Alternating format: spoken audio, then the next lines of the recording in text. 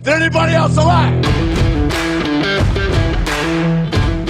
Cool. Let's go, baby. What you doing tonight, girl? Probably watching Grand Slam, is she, Big Joe?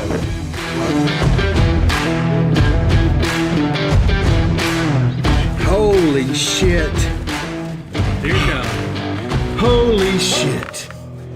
Wow. Yo, Clint. What? I'm gonna need a magnetic. 180.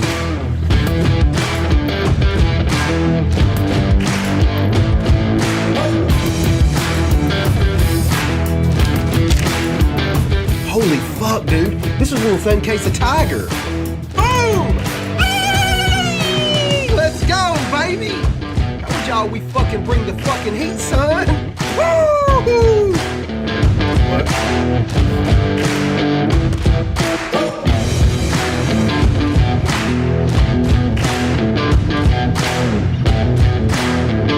Oh shit!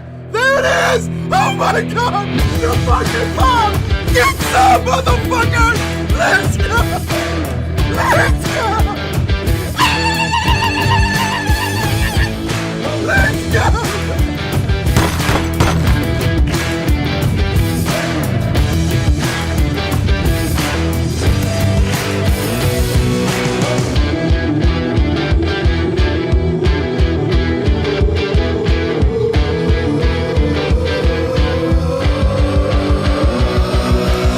There it is, I got it. I got my fucking card! Let's go, baby! Let's go! Let's go, baby!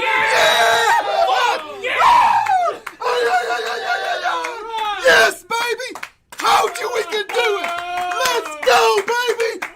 What up, baby? What up, nation? I hope everybody's doing good today. I hope everybody's doing good. I wanted to go over something real quick because obviously y'all know I'm passionate about sports cards. I was passionate when I was busting 84 Fleer and trying to hit Darryl Strawberry. I'm passionate now when we're trying to buy big cards. Just something I'm passionate about. So when something piques my interest or I see people carrying on, everybody's got an opinion, of course, and you know, we don't know whether it's right or wrong. But when there's something that I do feel like I could add some expertise or maybe correct some things, misconceptions or whatever, just talk. I just like talking about sports cards. So I had seen the Vegas Dave post about how essentially the post says, I'm a genius. I sold the Mike Trout for $4 million. The guy who bought it is stupid. Here is the post. I'll just show it to you. Let's see if I can fix the camera so you can kind of get some context about what I'm talking about. You may not even know who Vegas Dave is. He's a guy who, in all honesty, takes advantage of sheep who don't have the courage to make their own bets. They're weak and they want to have some loudmouth tell them who to bet on.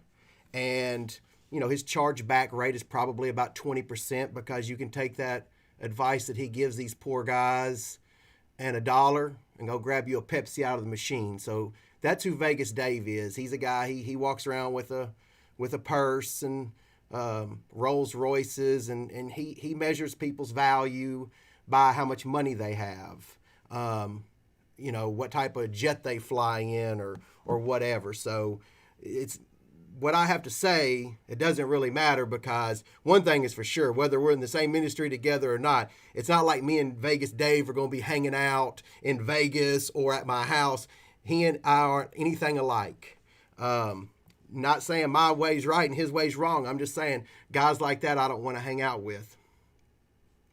Uh-oh, Jeremy Bishop is on again. Go ahead and get Jeremy Bishop, okay? Man, that dude is pathetic. Didn't Facebook already run you off, poor guy? Spend his days making new Yeah, spend his days. Anyway, let's get back to real talk about this. But I wanted to talk about this because, you know, back in the day, first of all, when he bought that card, he claims that everybody said he was stupid. And that isn't true at all because I remember me and Adam Rowe talking about it when it happened. And we were like, damn, that was smart. It wasn't like all of us had hundreds of thousands of dollars to go spend on a card. But I mean, I thought, and a lot of people, I mean, it wasn't like, oh, you're so stupid. There might have been people outside the market that thought that. But so that's just not true, man. There were some people who thought he might be right.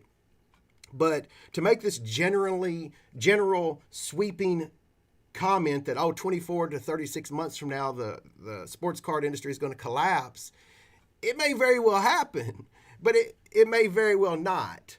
There's like 1,000 people, literally, that I would listen to before Vegas Dave when it comes to sports cards. Like if I want to buy a Louis Vuitton luggage bag snakeskin, I might listen to Vegas Dave. Or if I want to, talk about how to stay out of federal prison, I might talk to him. But I'm not going to talk to him about sports cards. I would talk to Adam, Jameson, Dimitri, Terry, literally hundreds of people before him. So I take offense to it when he's trying to tell everybody, because he made an amazing move and bought the Mike Trout card, made money, props. I'm not a hater. Hey, get your money, make all you can. But don't forget the Derek Carrs. Don't forget the emails about Carlos Correa's you were loading up on. Don't think some of us weren't around when this was going on. So, let's keep it real. We're all just throwing out our opinions. But when someone has an ulterior motive and it's ego, it's not even about money. It's about I'm right and you're wrong. I'm a genius and you're not. And let me just tell you, you tell me, he said the 52 Topps PSA 9 purchase was one of the dumbest purchases. When was the last time that you saw Mickey Mantle, 52 Topps, sell for less in any auction house? Ever. Tell me, when was the last time the Honus Wagner went for less than it did before? Here's what happens with top cards. Rich people own them, and therefore they don't really want to get rid of them unless they make money, so they stay up there. And I think what happens with people like that, they make their money, and it's almost like they want to keep people down. They want it to be 1%, and that's not true. He's talking about the top 1%. That's bullshit. All of us that are going to these shows, it's not 1% of the people that have the money. There's people, all of us, everybody who's put in the work is getting paid extra now. So it's almost like they don't like that. They want it to be, well, they're the geniuses. They're the geniuses. Nah, man. Weston is the genius. I can think of dozens and dozens and dozens of people making crazy amounts of money, and they're not going on the internet telling everybody how stupid they are for not doing what they're doing or whatnot. So I just take offense to that. Our customers, we care about them, and it's not cool. Let's say the market does collapse 3 years from now and Nostradamus is right. By then I'll have sold $30 or $40 million worth of cards, bro. And before I forget, like if you want to start, typically you like to measure dicks and say, oh, well, I got more money. Let's make one thing clear. You haven't sold more cards than me in this industry. You haven't made more money in this industry than me. And if you want to compare that, we can do that. So save all that stupid shit too, because that's not true. You might hustle more people out of their gambling money, but you didn't sell more cards. So you can take that shit back across 8 Mile too. I just wanted to tell you that I think you're full of shit. You move the needle. I think you're great for our business, and that's fine. But I just wanted to tell you from one person to another, man, that I really do think you're full of shit, man. And I really do hope you fill up that empty hole inside of you that you're constantly trying to fill with a bunch of stupid shit. And stop trying to knock people down that are trying to get their come up too, because this isn't about 1%. There's probably the top 50, 60% of people in sports cards right now are making real money. And that's the truth. This isn't poker where the top 10% are making all the money. These are teachers that are buying Jordans and flipping them.